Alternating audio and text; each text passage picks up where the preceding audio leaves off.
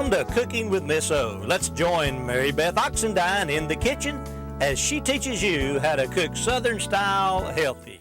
Welcome to Cooking with Miss O again. And now this is one of my shows where I teach you about different vegetables and fruits and all. And today we're going to be talking about okra, which is a Southern favorite, and corn. And my favorite is the white corn. And I love the yellow too, but both of them have wonderful nutrients.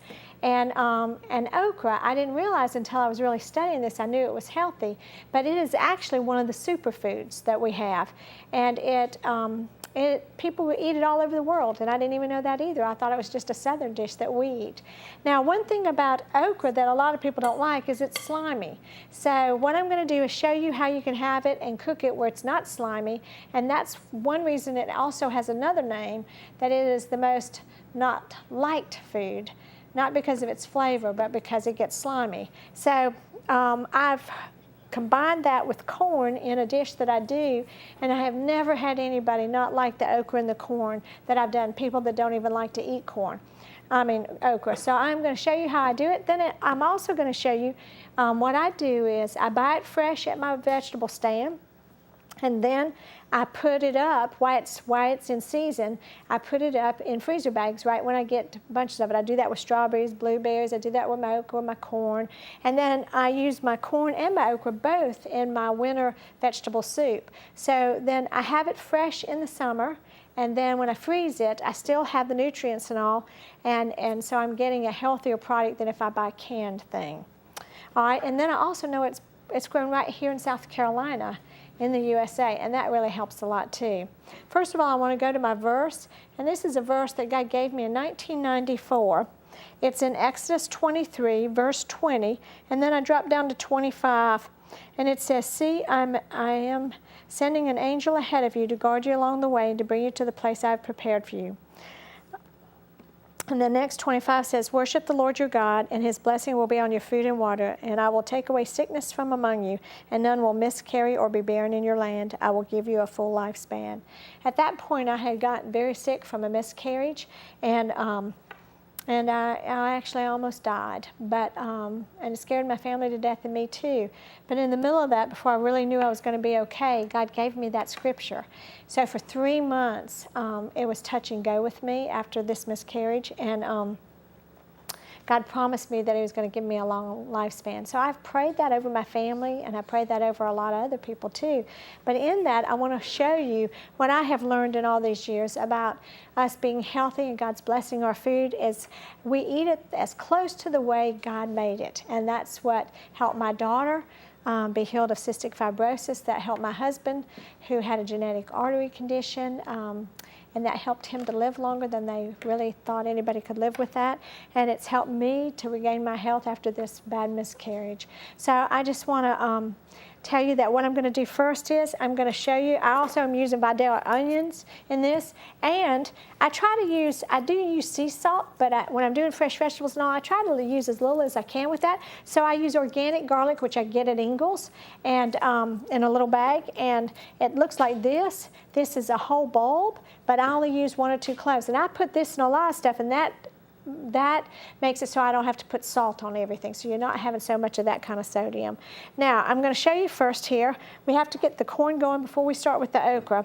And I've got this little pampered chef tool, and I've gotten people saying that they love my tools. Of course, I have my garlic press for my garlic, but this is a tool that I use to put up corn and to take it off the cob. I've already done this, and you can see how good it gets it. So it even gets the milk out of it. That's the creamy looking juice of that corn, and that's so wonderful if you're making cream corn or if you're doing what I'm doing here. So I've already done some, and I'm going to show you how to do this. Now, you have to be real careful because this blade is real sharp, and you can cut yourself really easily. So I have this little plastic cover, so don't ever put this in your drawer without putting the plastic cover on it, because a child could open your drawer, take it out, or just be trying to get something else and cut themselves because it is that sharp. Now I'm going to show you how clean this works on this corn. I start in the middle instead of starting right at the top, and then I turn my corn over. That keeps it from cutting me too. I don't have it up near my hand. Now see how close to the cob I can get it. I go around once like that. And this is the easiest thing I've ever found because I put up all my corn, I put up all my okra, I put up strawberries and blueberries, and I used to put up lima beans, crowder peas, but I have a hard time finding a farm that still grows those, so I can do that. And that's been hard. Now, then I lean it that way so I can get all that corn that's at the bottom there. Now, why the stuff is coming in fresh now, this is the time when you buy it to make a meal for your family, then you need to go ahead and buy a little extra each time while it's so fresh and go ahead and start putting it in your freezer. That way in the winter, because I make my own bread, I put up all of my stuff, and then I always keep Springer Mountain chicken in my freezer. And then, see how I turned it over, y'all? And I'm just getting it close. See how thin that got? Because then I got all of it, okay? Like this. And then I don't have it too close to my fingers. And a bowl that has high sides like this, but not too high to do it, then that keeps it from flying all over your counter real bad. So it's not a real big mess. And you could actually put up one afternoon. I learned this from a lady called Carolyn Bolden. She always says, don't use my name, because she's very humble. And she puts up stuff all summer long, and that way she has it in her freezer. So I have planned out about how many weeks that I need this for that. Like if I'm going to do vegetable soup, which I do about every week during the whole winter, then I know I need so many bags of corn and so many bags of okra. Here we go. Now, of course, this end is wider, so it's not going to be as thin as the top there. Now, and then I lay this down and go like this too.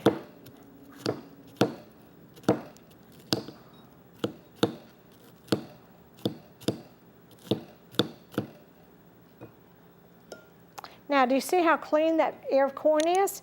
And look at how, I'm going to hold this way, and I don't know if you can see how it's done and how pretty it is. But we're going to do our last ear of corn here, and this is going to be enough for the dish we're going to do here, and I'll put a little bit in a freezer bag so you can see how I do that too. Excuse me. Now, if you did 4 ears of corn like this is 4 ears. I've got one more I can do. I've already done 4. Then you have enough to put a bag up in the freezer and then do this okra stir fry. Now, I've had people that will tell me they don't like okra, and they love this. And I make this dish probably once a week with my family.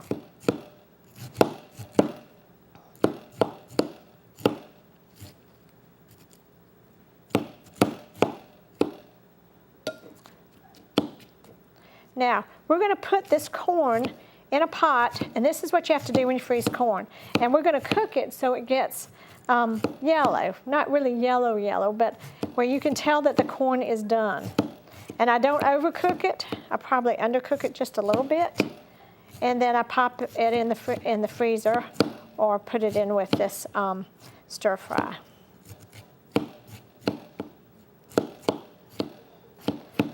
It's really called Sauteed Okra and Corn, and I do it with a little bit of garlic, 1 clove of garlic.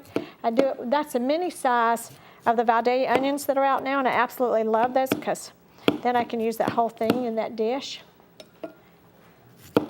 Now, when you have it, so you want to do more around the middle, make sure you keep your hand up so you don't hurt yourself. And the wonderful thing, it's getting all the juice out of the corn too, which is wonderful for when it's cooking. Now I'm going to dump all of this into my pan here and put very little bit of water on it, just a very little bit. Maybe 1/4 of a cup, if that much. And then I'm going to turn it on medium, let it cook for about 5 minutes or so. Now some people will do this in the microwave. Actually, a lot of people do. If you do that, it kills all the nutrients in it. And right now, this corn is has wonderful nutrients in it. I'm going to tell you all about that too. You ought to look up corn because corn gets a bad rap. It does turn, it has a higher sugar content in it. Let me just turn right here. Put a little bit of water in. Now we're going to put this eye on. And corn will scorch, so you've got to be really careful. We're going to a commercial break. I'll see you back in just a minute. Thanks so much.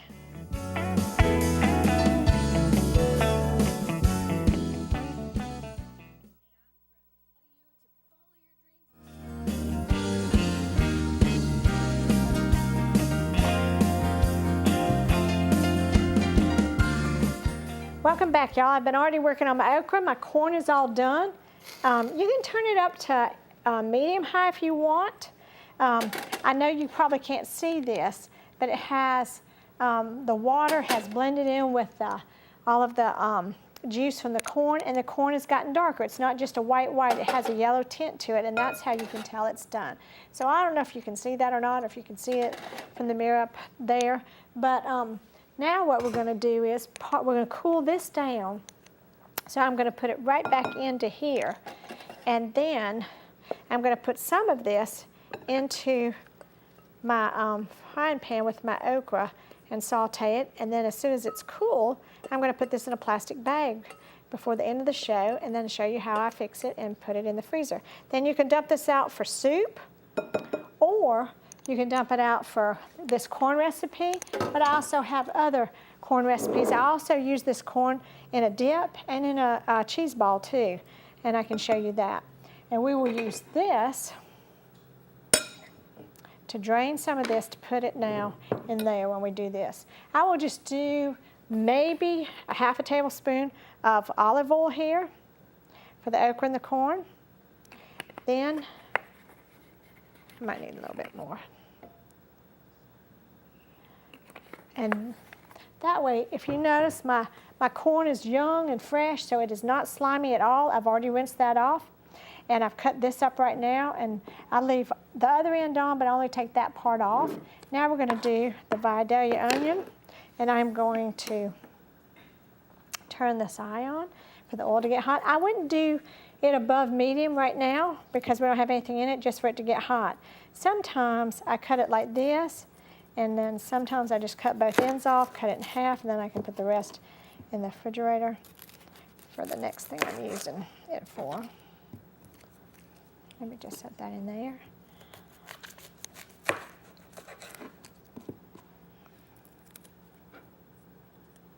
I told you I bought this cutting board at Walmart. I absolutely love it. They're selling out pretty fast because the sides are a little bit up, and I can just scrape everything in, and it's not, with a regular cutting board it kind of falls off the sides, but this has sides up and a handle, and it makes it real easy for me. I'm only going to use in this batch a half of a small vidalia onion. They are in season now, and sometimes I love vidalia so much and how it is, I will chop it up and then put it in a freezer bag and put it in my freezer so I can use it in sauteing in soups. I wouldn't really use it in a salad because it might, when it thaws out, it could be a little bit soggy. I've tried that and that didn't work real well. Now what we're going to do here, I just turn it like that and I chop it again. I'm so glad when I hear that y'all are learning how to do simple things like this, that you'd never seen it. And if people hadn't taught me, I wouldn't know how to do any of this stuff too. And so I always try to learn from people. So if there's anything you haven't seen done that you want to see done, just email us and tell us. Then we're going to put the onion first, and the okra in with the onion. We'll do the corn last because it gets sticky because of the starch in it. There we go. And make it kind of small because people don't like big hunks of onion in it. They like things, I found that they like things more chopped up instead of big hunks. And I actually like it that way too. I don't like big hunks of things. Okay, now, this is that wonderful pan I've told you all about that I love so much. And what we're going to do here is do our garlic press. I'm going to do 1 clove of garlic.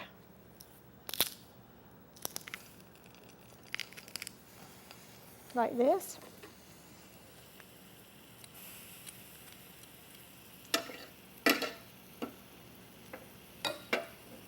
Now we're going to put all of this in here.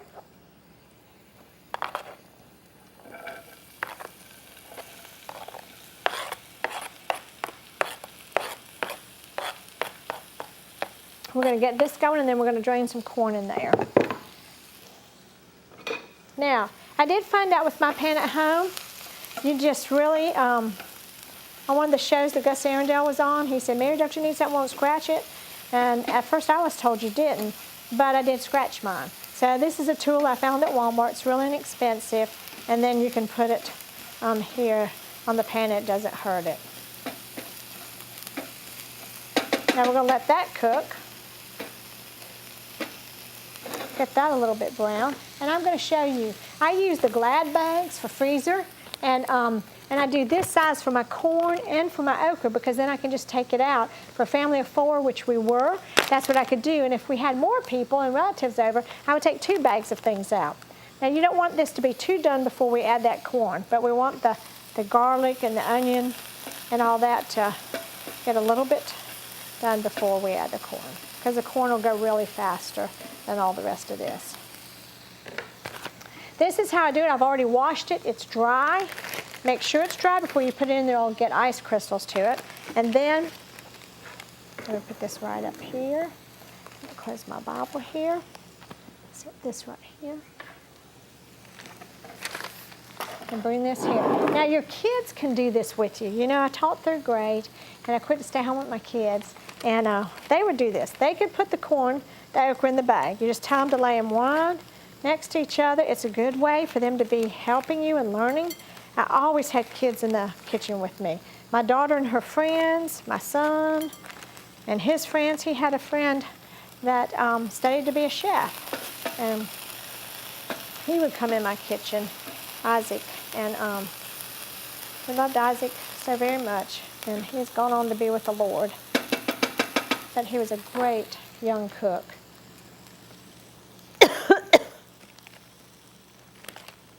There's some allergies outside right now, and I usually don't get it, but I have gotten it now.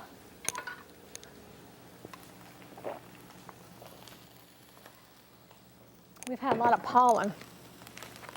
And when you do it like this, if you lay it down like this, you can, if you see this, you can fit a lot in there. That's enough for a soup or a stir fry. And then, let me see, I can put another one back there. Then you can stack them on top of each other, the corn and that. That's why I keep the bags kind of flat, because it just, you think you have to have a big freezer. I just do this in the top of my refrigerator, and that's all. Now it's time to put some corn in here.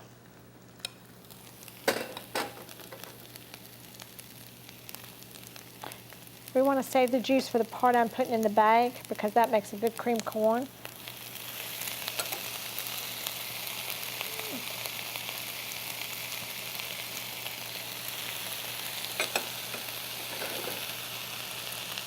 Now you can put as much in a bag as you want, but try to smooth it out with whatever you're doing, the strawberries or whatever, or the corn, because then you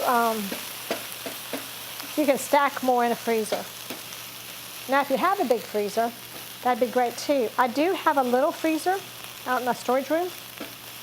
It's a little upright, and you don't need a real big freezer unless you have a really big family, and that saves you on energy. But in the winter, the only thing I had to buy in the winter was milk and eggs, because butter goes on sale in the fall, and it goes on sale for a pretty big sale, usually around October, and I put all my butter up for the year too, that way too, in the freezer, and it freezes good. So in the winter, my grocery bill would be much less, and that money that's left over from the grocery bill, you save that, and then when you buy all your stuff in the summer from your $50 a week. And then when I had leftovers from that, that's the money I used to decorate my house, because then I had taken care of all the food for the family. And those of you that are just turning in, my husband was an economics teacher, so economics was a big thing in our house.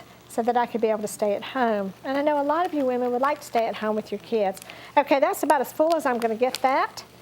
And then when it's dry, make sure you put it on a dish towel and make sure it's dry before you stick it in here so you won't get the ice particles on it. And this is just about done. I've done it on medium the whole time. I love this pan because on some pans, well, the Teflon is really not very healthy for us, especially when the stuff chips off. So I love this better. And secondly, it doesn't burn easy at all. Now, this is not quite cool enough for me to put it in the bag, but I do a bag this size. I get it all in there. Then I seal it. I seal it tight, make sure that it won't drip out, and then I lay it down flat right here with the corn in it and flatten it out. And I leave a little, then I open it to get the air out and do it that way until it's totally flat. We're ready for a commercial break. We'll be right back.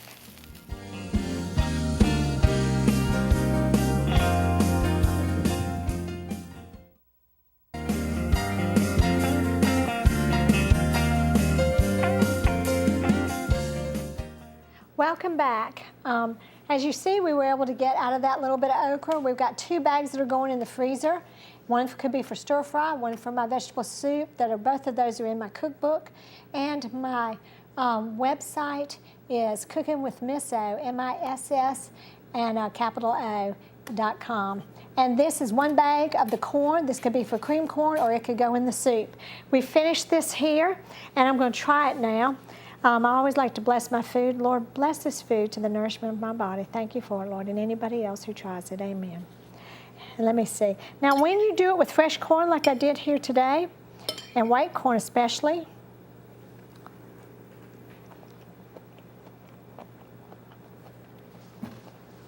it's wonderful. You don't have to get the okra too done, but you want soft, smaller pods because they have the most health nutrition in it, but the corn makes it very sweet. I have not had any kids that have tried it all the way down to 4 years old that didn't love it. Thanks for joining us today. Have a blessed day.